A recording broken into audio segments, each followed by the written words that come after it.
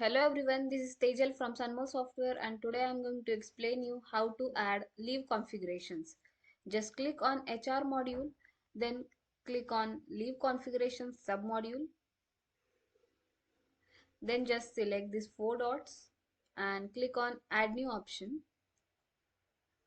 then select year, then select leave type which you want to configure. I'm selecting casual leave and just add that leave numbers in days.